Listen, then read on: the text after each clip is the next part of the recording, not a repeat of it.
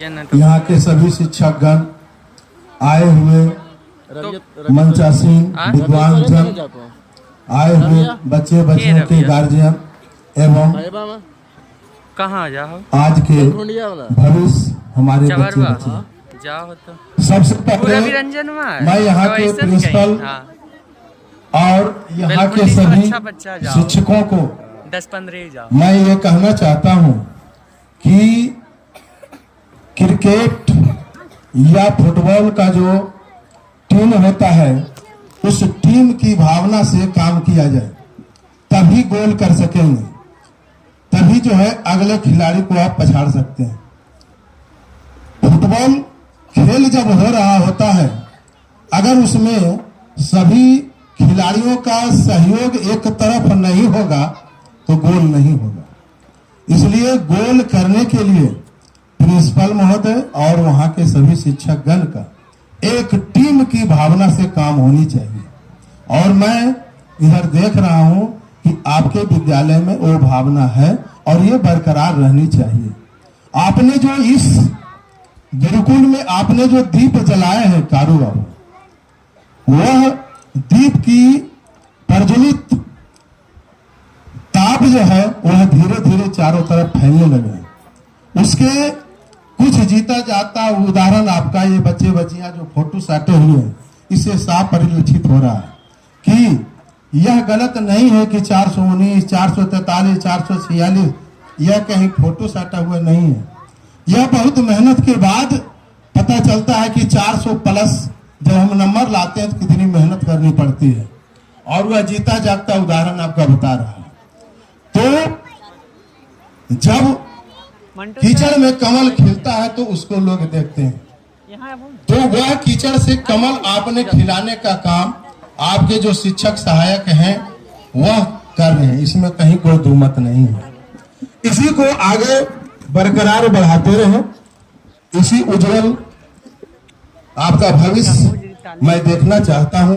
अगले बार भी हमने कहा था कि अगर आपको फंक्शन मनाने में या कहीं करने में कोई कठिनाई होती है तो आप हमसे जिस समय चाहे आप हमसे मार्गदर्शन ले सकते हैं।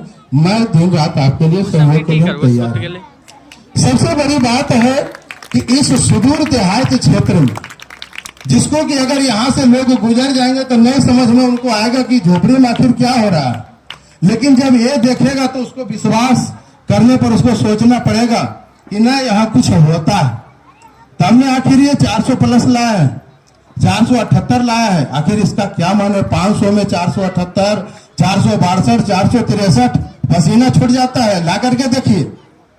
तो इसका मतलब है कि कहीं न कहीं आप में कुछ है और वह धीरे धीरे परिलक्षित हो रही है।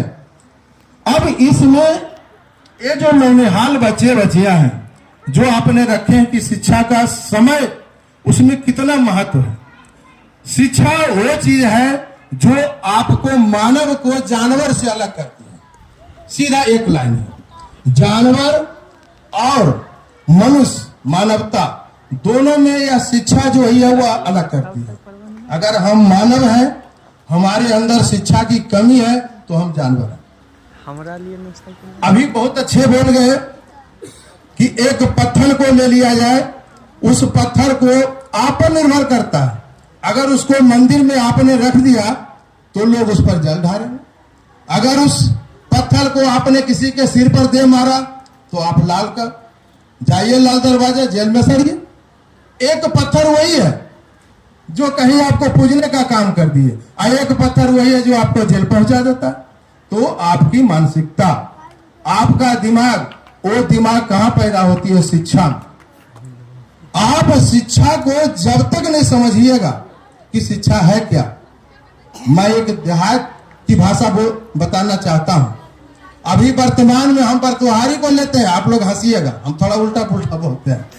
अभी बरतुहारी किनके घर में आता है? आपके घर में कोई कुटुंब आएगा, ई गम्मा में क्या नौकरी है क्या करो जी बताता, हाँ फलना कहो, उसके यहाँ नंबर लगा हुआ।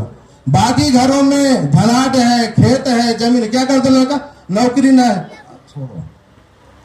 तो वैसा अगर आप भी गार्जियन यहाँ पर बैठे हुए हैं, आपकी भी अगर वैसी इच्छा है कि हमारे घर में भी बरतुहारी का नंबर लगे, तो आपको क्या करना होगा? उसके लिए आपको अभी से बच्चों पर ध्यान देना होगा। मैं आपसे पूछना चाहता हूं, क्या अभी हम दूसरा क्लास में नाम लिखा सकते हैं? पूछिए कारू सर, नाम लिखेंगे मेरा? नहीं लिखेंगे। इसीलिए इन्होंने लिखा कि शिक्षा में समय का महत्व। अभी जो आपके बच्चे बच्चियां 8वां में पढ़ रहे हैं, अगर उसको कहिएगा कि अभी 4 साल के बाद फिर हम दूसरा में नाम लिखाएंगे, तो ये लिखेंगे? नहीं लिखेंगे। कहेंगे कि आपका उम्र नहीं है, आप पढ़ सकते हैं, पढ़ने से हम नहीं रोक रहे हैं, लेकिन हमारे जो बच्चे बच्चियां हैं वह उम्र के हिसाब से ये अलग दिखे। तो करना क्या है भाई? करना यह है कि आप जो गार्जियन हैं, कुछ नहीं करना है, थोड़ा थोड़ा रोज। अगर आज हम पेड़ लगाते हैं तो क्या कल आम खाते हैं? नहीं खाते हैं। उस पेड़ को रोज सींचते हैं, रोज सींचते हैं, सींचते सींचते 5 साल 10 साल के बाद उसमें मीठी आम हमको समझ में आता है। क्या सर आज विकास बाबू विकास कर गए, आज अपनी उद्देश्य की प्राप्ति में सफल हुए क्या? एक दिन में पढ़ लिए? रोज थोड़ा थोड़ा पढ़े, रोज थोड़ा थोड़ा पढ़े, तब उसका नतीजा आज इनके सामने, आपके सामने उदाहरण। तो जब आपके गांव में, आपके जब गांव का बच्चा आपको कर सकता है, आप क्यों नहीं करते? क्या इनको 4 हाथ है कि 4 आंख है? ये बताइए। इनको भी 2 हाथ और 2 ही आंख है। 2 ही आंखें है कि इनको 4 आंख है? माथा 2 है कि 1 ही है? तो उतना चीज सबों में है, केवल उसको धुन लगाना। एक अच्छा कलाकार गायक जब मंच पर आता है, उसके पहले क्या होता है? धुन एक शब्द है। जब उसमें लग जाता है कि हमको आज दिखा देना है, वही इन बच्चे बच्चियों को केवल धुन सिखा देना। यहाँ के जो शिक्षक हैं, जो यहाँ के प्रिंसिपल हैं, क्या घोर के पिलाते हैं? घोर के नहीं पिलाते हैं, केवल उसको रिचार्ज कर देते हैं। बहुत महंगा महंगा मोबाइल 1 लाख 2 लाख को रखते हैं, उसको रिचार्ज जरा सा नहीं कीजिए तो देखिए तो बोलने लगेगा? नहीं बोलेगा। उसी मोबाइल में जो भरा हुआ है मेमोरी, आप मेमोरी को नहीं भरिए, क्या उससे निकलेगा? तो उसी तरह से बच्चे बच्चियां, आप अपने मस्तिष्क में समय के अनुकूल, समय पर उसको अनुशासित होकर के मेमोरी को भरिए, वही आपका काम है। मैं बच्चे बच्चियों के बाद फिर एक बार पुनः मैं गार्जियन की ओर जाता हूं। गार्जियन सबसे बड़ी इसके विकास में योगदान है। क्या है? आपको कुछ नहीं करना है, आपको समय पर सुबह में बच्चे को नाश्ता देकर, नाश्ता कराकर, दुलार कर उसको समय पर विद्यालय भेज देना है। जब आपके बच्चे आपके घर पहुंचे, आपको कुछ नहीं करना है, केवल पूछ लेना है कि आज कौन सर क्या पढ़ाए, बस इतना काम आप आज से करना शुरू कर दीजिए। कुछ नहीं ज्यादा कीजिए। आपका बच्चा जब आपके घर पहुंचे, आप स्कूल की कुछ नहीं, लेकिन आप वैसा तो कीजिएगा। बच्चा गया, हाँ चल गया, आ गया, बस दैट्स ऑल। नहीं, बच्चे से आप पूछिए।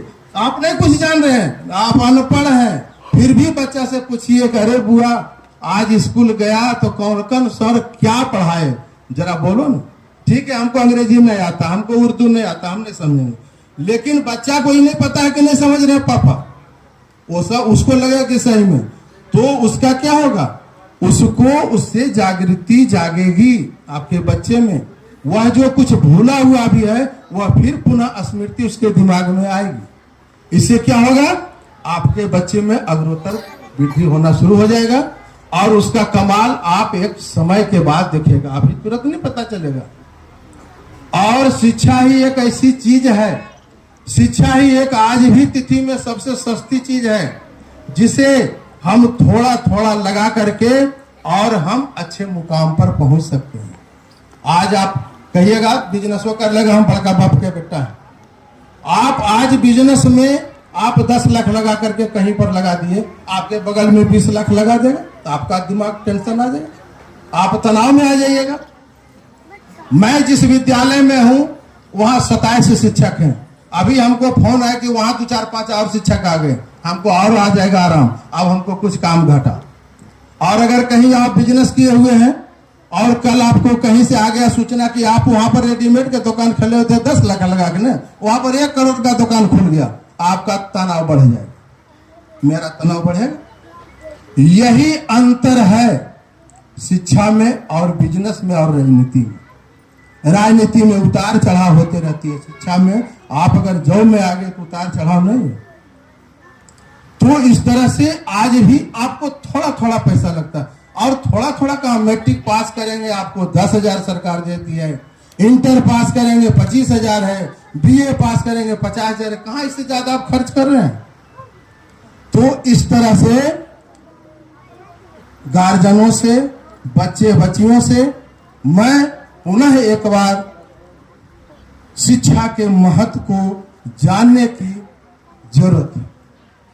और फिर एक बार पुनः मैं यहाँ के प्रिंसिपल महोदय और यहाँ के शिक्षक बंधु से यह पुनः कहना चाहता हूँ कि आपकी जो गाड़ी चल रही है उस गाड़ी को और तेजी बढ़ाइए, ताकि इस गांव का नाम रोशन हो, यहाँ से जाने वाले बच्चे बच्चियां आपका ऋणी हो, आपका जो यहाँ से जो मुकाम पर पहुंचेगा वो बच्चे बच्चियां आपको याद करेंगे।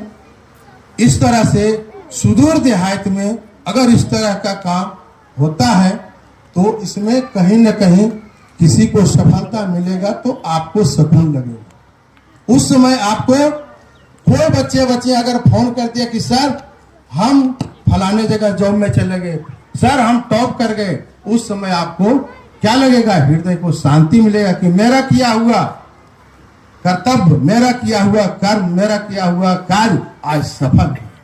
भले वो आपको पैसा नहीं दे, भले आपको मिठाई नहीं दे, लेकिन आपको अपने आप में एक शांति अनुभूति होगी कि नहीं, मैंने कहीं ना कहीं कुछ किया। मैं एक छोटा सा उदाहरण देना चाहता हूँ, फिर देहात का ही है। हमारे बच्चे का एडमिशन था पटना में, ईशान इंटरनेशनल कॉलेज में। वहां से फोन आया कि जब तक उसके माता पिता नहीं आएंगे बच्चे को अगले क्लास में नहीं दिया जाए। संयोग से दुर्गा पूजा का छुट्टी था, उसके बाद हम चले अलीगंज में बस पर चढ़े तो देखे बस ठसाठस भरा। उनके चलो भाई दोनों आदमी जा रहे हैं, चलो खड़े खड़े जाए।